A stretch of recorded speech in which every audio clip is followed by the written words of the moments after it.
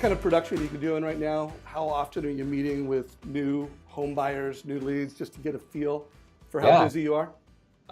super busy, not without challenges, just like everyone else out there. But I'm doing great, man. I'm closing between 20 and 30 deals a month right now, personal production side.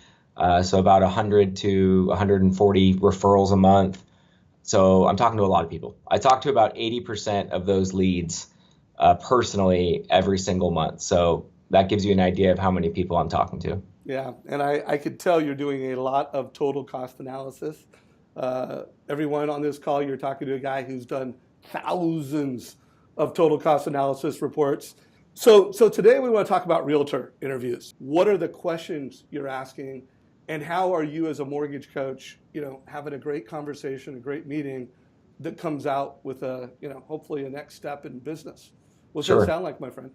Yeah, no problem. So the context of this, just to make sure everyone's crystal clear, is that I am meeting with a realtor face to face. Okay. So I'm meeting with a realtor face to face, and it's probably like my first or second meeting, right? It's my first real meeting. So I think the context is really important, Dave, just because it's different otherwise. The conversations are different and how like trying Right. to get an appointment versus like actually sitting in one. So real simply, the first question I always ask, like if you were the agent, I would ask you, hey, so where are you having most of your success right now in your business? Where are you having most of your success right now in your business? It's really important to start off on a high note, like where are you having your success? I know you're successful. I know that you're doing really well in the market. By the way, even if you don't know, I mean, they'll tell you if they're not, by the way, like if Right. they're not doing well. So it's a great qualifying question, but it's also a really easy icebreaker because who doesn't like to talk about what they're doing well? Everyone. So I always start with that one. Where are you having your most success right now in your business? Question number two that I always ask after I listen to them. Okay, so this is very, very important. You guys, I'm going to pause, side note here for a second, is that there's no point in asking anyone any questions ever if you're not listening. Okay, there's just no point. So set yourself up beforehand, write down the 5 questions that you're going to ask so that you're not thinking about what you're going to say next. Have it in front of you. It's okay. Honestly, I do it all. I did it even for right now, and I've done this a million times. Right. It keeps you on track. Write your notes underneath it. It shows that you're engaged. And if you look them in the eyeballs the whole time, it's going to be impossible for you to not be actively listening. Okay. So that's the side note. All right. So number one question is, where are you having most of your success? Number two question, I always flip flop these questions, as you'll see, is where are you having your biggest pain or challenge in the market right now? Where are you having your biggest pain or challenge in your business or in the market right now? That, once again, is such an important question, too, because if you're a commodity, it doesn't really matter what their pain is. It doesn't matter what their success is. If you are there to help them be successful, you have to know what the problem is so you can solve that or help them solve that. So very, very, very, very important to ask them where their pain or challenge is.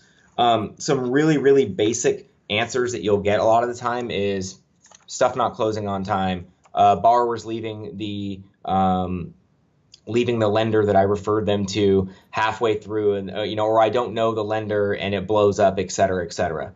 Side note on this, that is an excellent opportunity to talk about, acknowledge, and say, oh, I totally understand. It happens all the time. We use this great system. It's called Mortgage Coach Edge, where everyone gets a copy of a link where they click on it, and there's a video presentation that pops up. They can do it from their mobile phone. I can update it from my mobile phone, and I explain the process and how everything works, so it really educates them, and they don't want to go use anyone else. I include you on all of those presentations as well, so that you're in the loop and you know exactly what's going on, and they feel tied to you as well. So it's a So great time to do that. so time out. So well, having mortgage coach be part of the conversation, it's not like you just kind of have it as a talking point. You usually find an opportunity where, based off of an answer that an agent gets, Yeah, and now it's time to say, hey, this is how I'm different. This is how I'm better. I give every family a total cost analysis, yes, and then you explain the link. Do you have your mobile device with you, and do you ever show I it do. to them? Yep. So, so it's funny because I just said you have to be an active listener.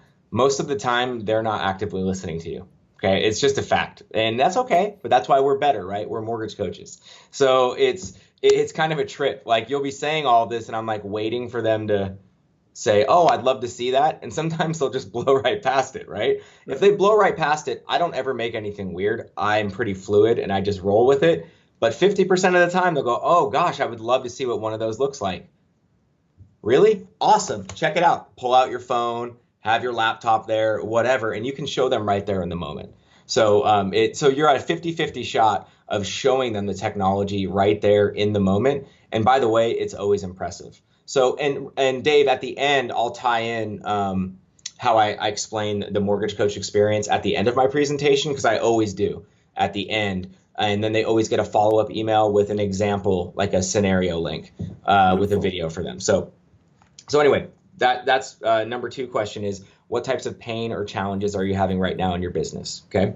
Number 3, and this is a little bit different. So I've added a question basically from the last time that we've talked about this. Question number 3 that I always ask is, do you have a goal for how many families you want to help per year? Do you have a goal for how many families you want to help per year? So this question is a little bit more for me selfishly than it is for them. It's a qualifying question on me trying to understand, is this really someone that I can spend a lot of energy on or a little of energy on? Because if they're only, if they don't have a goal, which 70% don't, right? Just a fact. 70% of people are running around like crazy, driving, showing homes, writing contract. Oh, accepted, declined, big money 1 month, no money for 3 months. It's just the way it is. Okay. Don't try to change it, but know what you're dealing with. So 70% of the time you'll get, no, I've never really thought about that. So the follow-up question, if they haven't thought about that, is, well, do you know how many families you closed or how many houses you sold in the last 12 months? Right? So I'm trying to get them to focus on families, not homes. Do they have a business plan? Do they know how many they want to do? If they say 24, I'm like, awesome, that's a good realtor for me to talk to, right? If they say 4, I'm thinking, not awesome, can't really help them unless they're brand new, and I'll just put them on my email campaign and I probably won't follow up with them again. So that's a new question that I've added into the middle. And I'll recap the 3 quickly at the end, because I know we're going into like takeaways as well during them. But to your point about the families, I changed that in my business, you guys. And Dave, I changed this in my business, 18 months ago. I changed all my goals and everything that's all over my office, from like the unit goal and all of that closings goal. I took all of that verbiage out, and it's families everywhere. There's no more units anymore. There's no more volume. It's number of families served on all of my goal sheets everywhere. And you know what? It's a game changer for my team, for myself. Like, we think differently now because that's what we look at all the time. Yeah, so, no, it's a conversation that's big in our community. Justin Tucker, the chief marketing officer for WFG Title, him and I have been talking about that a lot. We've been creating a lot of content around it. Now we're trying to figure out how not to say the word lead, so we're not so focused on lead conversion. You can't say family conversion, no, but it's opportunities. Making friends. Anyways, that's it. Let's keep it going here. Yeah. How about service opportunities? Service opportunities. I like that. I love it. Cool. So question number 4 for me is, what are your 3 non-negotiables in a business or personal relationship? So once again, focus on the language I used. What are your 3 non-negotiables? I say in your business, and I added your personal relationships. Because here's the thing. Most people are going to ask you this, by the way, when you say that. They're going to go, I don't know. What do you mean? It's the funniest thing, because everyone's so shallow these days. Everything's so easy. No one talks to each other anymore. No one thinks about like what their core values are. So literally these simple questions are hard for some people to answer. They're like, yeah, I don't really know. And you got to like kind of drag it out of them a little bit, right? So business and personal non-negotiables. Most people will say, I don't really know. Like, what do you mean? And I'll expand on it. Well, what are the 3 most important things to you when you're working with someone, or just in your relationships in general? And then they start to go, okay, important, not non-negotiable. They start to get down the path. But I will tell you that almost 100% of the time, 2 of the 3, if not all 3, will result around communication. Okay? 1 of the 3, 2 of the 3, if not 3 of the 3, will be some form of communication. Like that's what's most important to them. So honesty, that's communication in a way, right? They're going to say communication, follow up, like it's all communication based for the most part, right? So that's number 4 that I ask. Number 5 that I ask is, if you could change anything about the mortgage process, what would it be and why? If you could change anything about the mortgage process, what would it be and why? So the reason why I always like to end there in that realm is that they're going to tell you everything that they don't like about their current lender. Okay, so you're going to get insight without having to say, hey, I know you work with Dave Savage, he's a pretty good guy, but like, what don't you like about him? You don't have to, you don't have to say that. You can use the question as the setup of, hey, in your experience, what's the one thing you would change about the mortgage process? What's the biggest pain in the ass that you experience on a weekly basis when dealing with a lender? Like, you can really set them up, man, for like crucifixion. So it's a great question. And outside of that, you get great insight really on where is their pain point that maybe you can fix, because we can control a lot of the stuff on the mortgage side, right? We can't control rates. We can't control product offerings.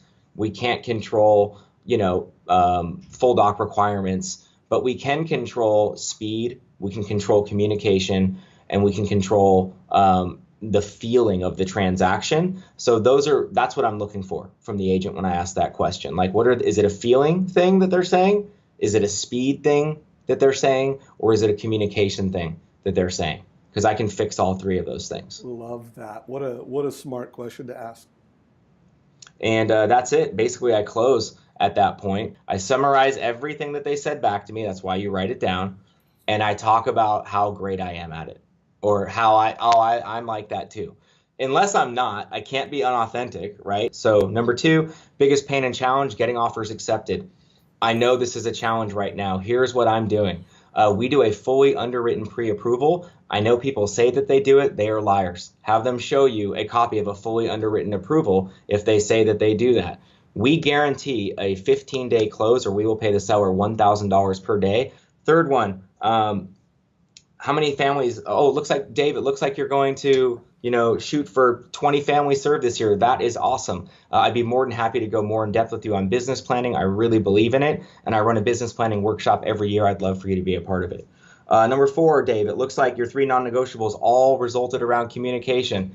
I absolutely love and am huge on communication. You will get open communication not only from me, but my team as well. And you will be CC'd on these amazing video presentations that I do with, it's called Mortgage Coach Edge.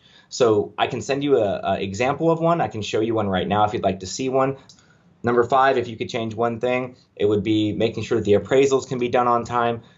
We order all of our appraisals at initial disclosure, so there is never a lack of time we don't wait for the disclosures to come back, so that will not be an issue. So based on everything that you wrote down here, Dave, I think that we'd be a great fit. I believe in earning things and that things aren't given. So the only way to really test it, though, to see if we could have a good partnership, is for you to refer me your next 2 opportunities that need financing. Does that sound fair?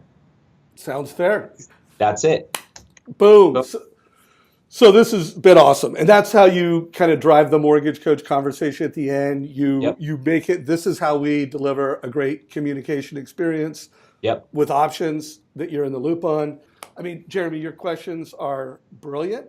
And if there are questions that you think we should consider here at Mortgage Coach, put them down below. So, brother, thanks for all the value you deliver to Mortgage Coach. I can't wait for the next call together, man.